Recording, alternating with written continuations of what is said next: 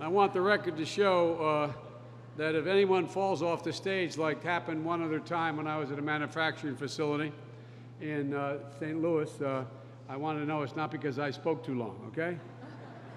We've been going a while here, and all worthwhile. Sergio, congratulations, man. Sergio reminded me the last time we saw each other, it was in Venice. And it was in Venice, Italy. It's good to see you here, and it's good to see the relationship that Fiat and Chrysler have had, and we, all these workers, all Americans, thank you for your good job.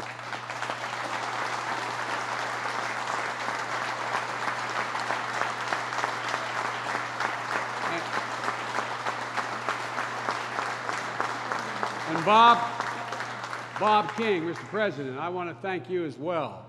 Bob and I have known each other a long time. I've been engaged at the UAW for a long time. Matter of fact, I would not be in this job but for the UAW back in 1972, supporting a 29-year-old kid. And in my state, when I got started, we were a small state. Almost 10% of my entire workforce was UAW, including suppliers. And we had the largest GM plant outside of Detroit, and we had one of the largest Chrysler plants. And my state's been battered. My state has been battered and really hit very badly by the recession and by the unfair competition that's taken place. And not as many guys left and women left, Bob, but thank you for your leadership. And I might add, in days gone by, because I've been around doing this a long time, one of the reasons for the comeback is the relationship between business and labor, is the way they're working together now, and the way in which all of you here are working with Chrysler Fiat. Folks, Mr. Mayor, thank you for the passport to come into the city again. I'm glad to be back. As he said last time, you look like a linebacker when I was a kid. And we were celebrating another event back then in Toledo and getting back into business and manufacturing. I won't go into that, but it's great to see you again, buddy. I also want to thank Marcy. Marcy has been she's not want to remind you this, but her first campaign, I came out and campaigned for her. She was running way ahead. I campaigned for her. She barely won after I left. But since then, she's rectified all that. And Marcy, you have been absolutely indomitable in your support of American workers, and that's not hyperbole. You have.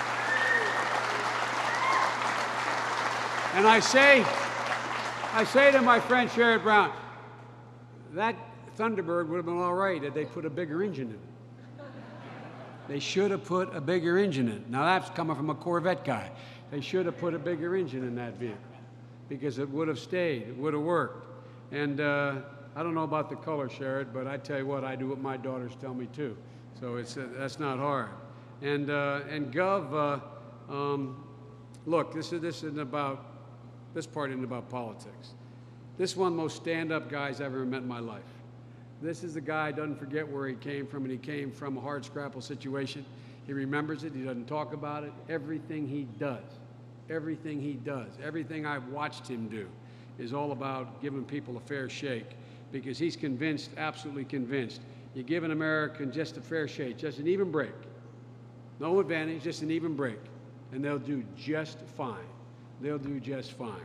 And Gov, it's a pleasure to be with you. And Lieutenant Governor Fisher, you and I have been friends a long time. Thank you for all the great work that you do. Look, folks, I had a great tour of the production line. Doug is going to tell me who the most important person on the stage was. I asked him who it was. He said he didn't know who the hell it was. He's the second most important. I still haven't figured out who the most important one is. I figure it's got to be Marcy.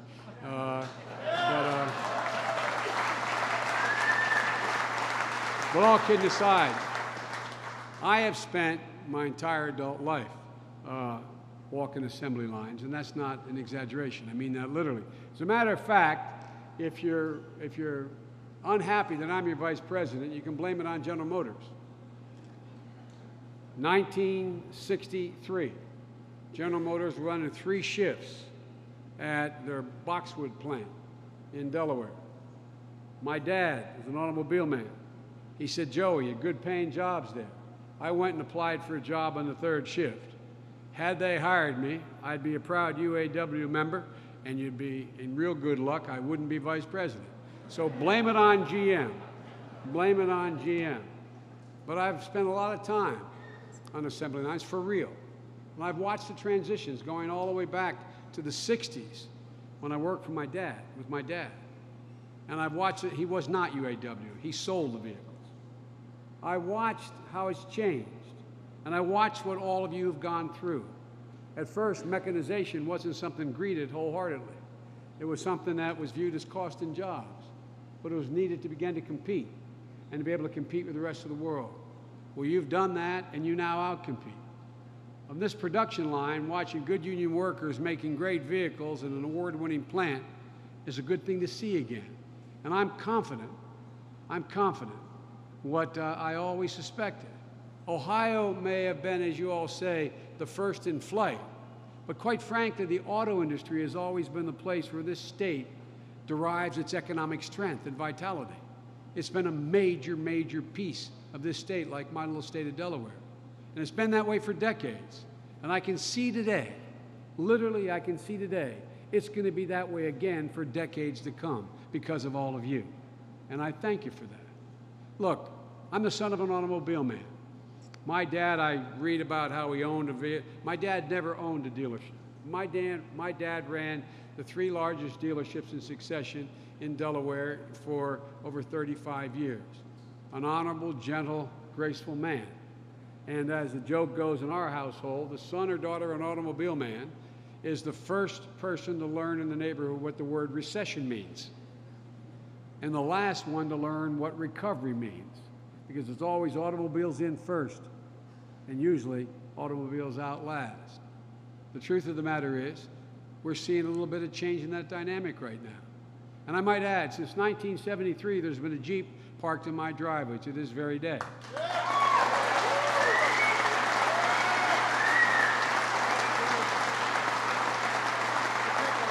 And folks, if the Secret Service would allow me to drive, which I'm not allowed to do, the President and I, major complaint is we're not allowed to drive anymore. If I was, I'd take that black Wrangler around the corner off the side, if I could.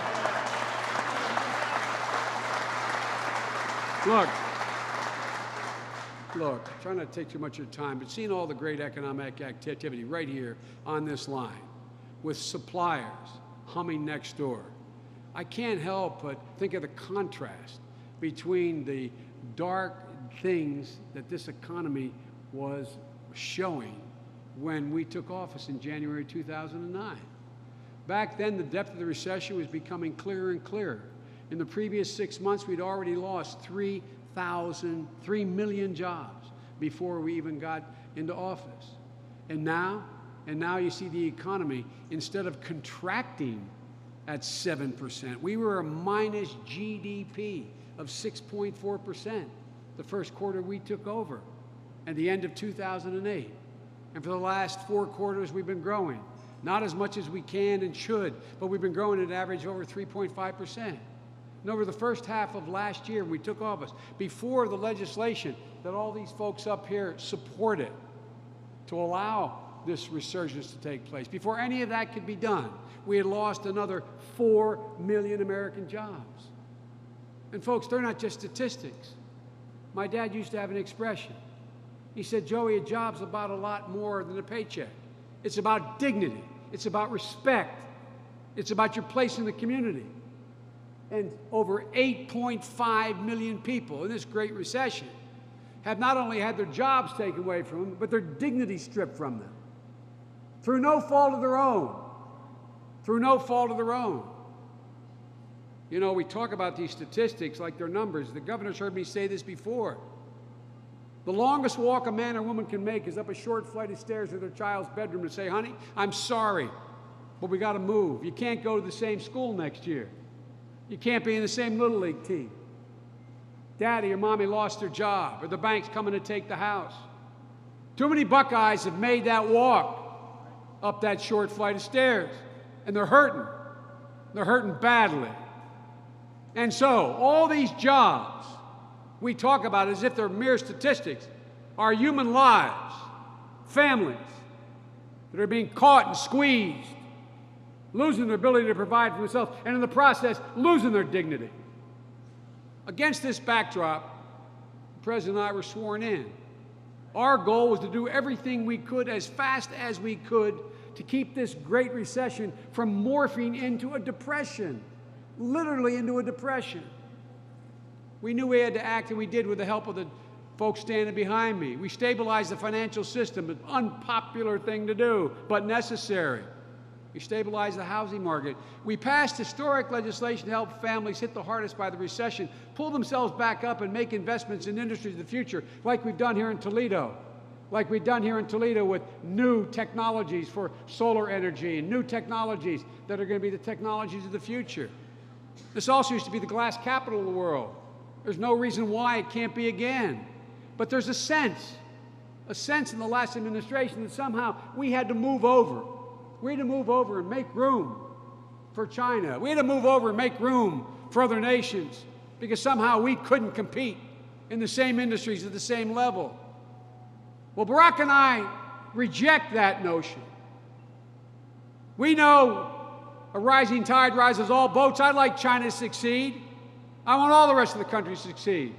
But the idea that we have to accommodate ourselves to be number two in anything is something we refuse to do. So, folks,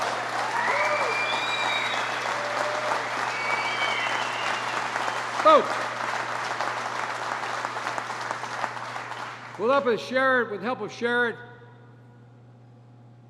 Brown in the United States Senate and your Congresswoman, we went and fixed a broken healthcare system. We drove up the quality of the healthcare system and drove down the cost to middle-class families everywhere. And of course, we helped to stabilize and revitalize the auto industry. And today, we're seeing the fruits of that important investment. Look, we heard loud and clear from our opponents. Remember these phrases? The market will sort it out. Translated, middle-class people's body will litter the roadside.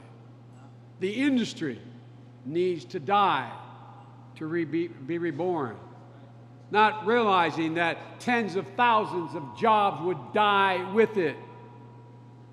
Ladies and gentlemen, these people didn't have the same faith we did in the resilience of the American people, the American auto worker, and in American business. I wish those who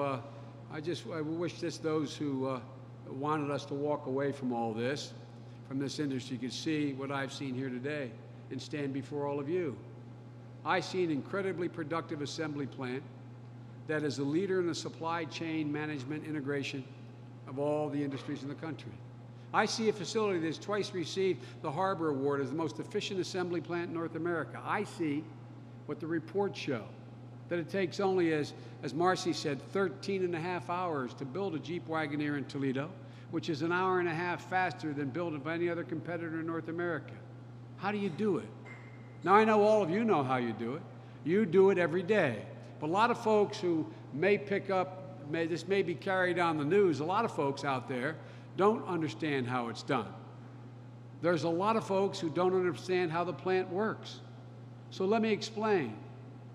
There's a very compelling story here on this line about the relationship you've developed between the end-of-line assembly plant and your three key suppliers on this same property.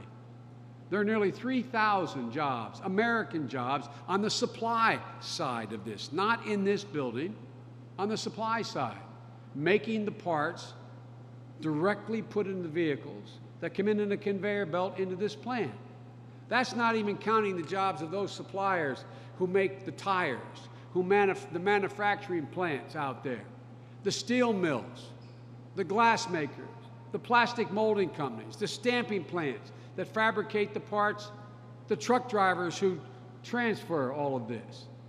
There are hundreds and hundreds of thousands of jobs associated with that automobile, other than all of you standing here who assemble it in 13 and a half hours. I'm told no other plant in North America has as tightly integrated a relationship where the assembly lines in all four of the facilities on this site are physically connected, and the suppliers have a responsibility for parts of the manufacturing process that historically and traditionally were based on the assembly line. Here at this facility, 3 of your key suppliers have a direct and uninterrupted flow from their assembly lines into yours. The exit of one supplier is the entry to the next. Only one other auto plant in the world is integrated this way. Sergio, you've done one heck of a job. And by being so mindful of the importance of your supplier base, you've achieved amazing efficiencies here, and you're building a great product. When the President and I committed this administration to save the auto industry, we knew that stabilizing the supplier base would be key. And in fact, even before, as Marcy would tell you, even before the investments were made in GM and Chrysler, we launched and applied what we called an auto suppliers program, support program of $5 billion. An initiative to give the suppliers the confidence to continue to ship parts, paying their employees, not laying them off, operating while the fate of the auto companies were still unknown. We had to keep them alive. And as car companies gained enough strength and capital markets began to come back, we were able to terminate that program in early April, sooner than we thought, with companies repaying all of the loans in full, including fees and interest from that $5 billion. The American taxpayer actually made some money. That's right. The American taxpayer has paid back in full and made interest on their investment. But look at what it really means. Put together all of the auto supply industries, all that they constitute, and they constitute one of the largest manufacturing subsectors in our economy. The direct suppliers employ 435 workers, including 51,000 suppliers, workers, here in Ohio. Auto suppliers directly employ more than 3 times the number of workers on this assembly line and assembly plants all over America to support the production of a classic American vehicle like the Jeep Wrangler. It's a story that gets lost.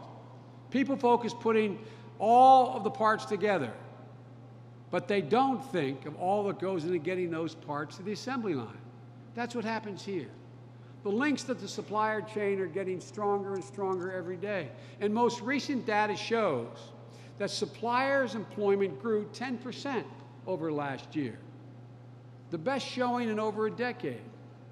Chrysler's records show that at peak of the crisis last year, more than a third of their parts suppliers were suffering financial distress. 13% were in danger of collapsing. Today, that third has shrunk to a fifth, and almost none of the parts suppliers remain in a high-risk status. 0.1% is all that remain in jeopardy. And the effects are reverberating throughout the industry. In the year before we took office, the auto industry shed 431,300 good-paying middle-class jobs. But in the years since GM and Chrysler emerged from bankruptcy because of the loans and reorganization, the auto industry employment has increased 76,300. Our first year, 76,300. Their last year were 430,000 lost. It's a huge reversal, and one we'd never have seen had we listened to those who told us to walk away. Ladies and gentlemen, I want to read from you one thing. It'll be short. There's a famous magazine called The Economist, one of the most respected magazines in the world, a very, very conservative, economically conservative magazine. It's sort of the Bible of the free market. That's my characterization. Let me read the headline from August the 19th. I wish every press person were this candid. It says, General Motors, headline, Government Motors No More. Subheadline, an apology is due to Barack Obama. His takeover of GM could have gone horribly wrong, but it has not. Then, 3 lines from the document. Many people thought that the bailout and the smaller one involving Chrysler was unwise. Governments have historically been lousy stewards of industry. Lovers of free markets, including this paper, this magazine, The Economist, feared that Obama might use GM as a political tool. Yet the doomsdayers is wrong, I'm quoting. Yet the doomsdayers were wrong. GM is now profitable again, and Chrysler, managed by Fiat, is making progress. Taxpayers may even turn out to make a profit when the government stock in GM is sold in the so-called IPO. Given the panic that gripped the private purse strings last year, it is unlikely that GM would have been anything other than liquidated, sending a cascade of destruction through the supply chain on which its rivals, including Ford, also depended. And the last sentence I'll read says, the lesson for American voters is that their president, a gambler, yes, an interventionist, yes, a socialist, no. The free enterprise system and private capital is the reason why this is coming back, but without a down payment by the American taxpayers, there would have been hundreds and hundreds of thousands of jobs lost, and this economy would be even further in the tank. And those 76,300 new jobs, close to 40 of them coming from suppliers, wouldn't be around. In total, the Big Three will have added as many of 11,000 new, decent-paying jobs before this year ends it. What a turnaround in where we've been. Folks, one reason this expansion is particularly important and promising is because of what we call insourcing. You've heard for the last 2 decades, particularly from Marcy, nothing but about outsourcing. We've outsourced everything. Well, because of the change that's taken place, we're beginning to insource, a fancy term for bringing parts productions back home to the United States from abroad. Now look,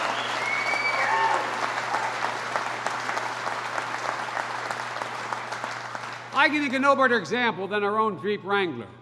Last year, fewer than 60% of the parts in that vehicle were domestic parts. This year, 78% are domestic parts. That means American jobs. Look, that's a huge shift to production here in the United States and precisely what's needed to rebuild American manufacturing. Ford and the UAW are working right now together, as the president of UAW can tell you. They're working right now to develop a new plan for sourcing components, including parts, subassemblies, and systems, to companies in the United States from abroad. Folks, it's just good business. Some of these jobs would not have been produced by suppliers outside the United States. But Ford committed to insource jobs to a majority of its assembly, powertrain, and stamping facilities around the country, including, by the way, in Sharonville, the transmission plant here in Ohio. Ford's on pace to bring in-house approximately 2,000 hourly jobs. It would have been performed by suppliers outside the country by the year 2012. Look, it's a long, tough road. The U.S. auto industry has returned to profitability from competitiveness. And I might add, I think it would have made my father's heart sing were he alive. 3 months ago in Consumer Reports was the first time in 17 years American consumers said they thought American-made automobiles were better made than foreign-made automobiles.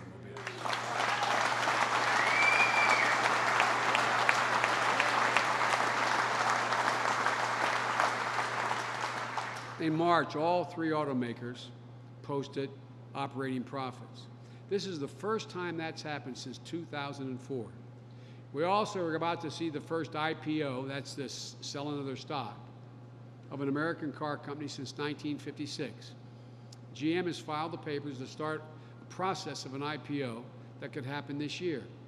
Press asked me appropriately, do I think they'd be able to pay back all the stock? We own 60%. The American people own 60% of GM stock. Are they going to be able to sell it all and all of the profit?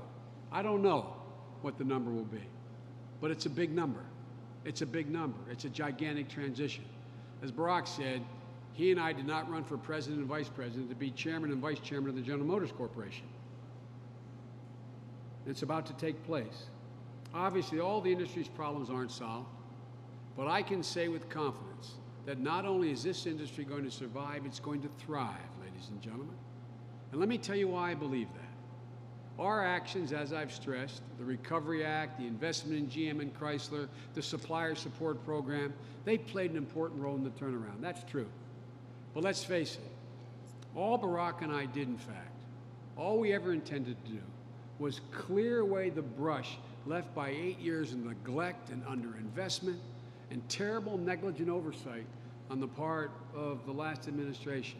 Clear away the brush to let American entrepreneurs, American businessmen, and American workers go back at what they do best, making things and making a profit.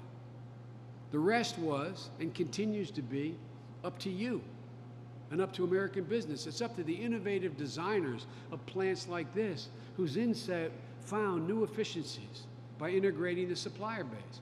It's up to the investors and the employees and the unions who got together and made necessary sacrifices. You made sacrifices and compromises so that these companies could reemerge from bankruptcy stronger, leaner, and more efficient than they were a decade ago and 2 and 3 decades ago. It's up to the leadership of people like Governor Strickland, who's made such a relentless effort to force bringing back new jobs and providing where the state can be engaged, the down payment for some of these things.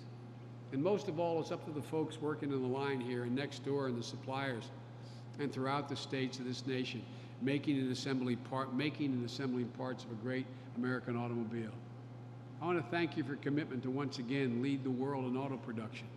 And I promise you that the President and I are going to do everything we can to create the conditions to allow this industry to grow and flourish. Because when we do, other industries at home grow and flourish. As I've said many times, I apologize to the governor because we've been together a lot. I say it time and again. I don't know where it's written. I don't know where it's written that it says America will be number 2 or 3 or 4 in automobile production in the 21st century. I don't know where it's written that America can't and will not lead the world again as the greatest automobile manufacturer in the world. Ladies and gentlemen, I believe that's what's going to happen. I genuinely believe it. I know the press likes to call me an optimist. I'm an optimist because I understand the journey of the history of this great nation. There is not a thing we cannot do. Not a thing we cannot do.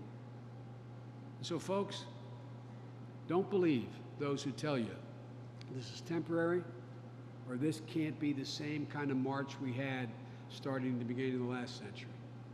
I believe it will be. The President believes it will be.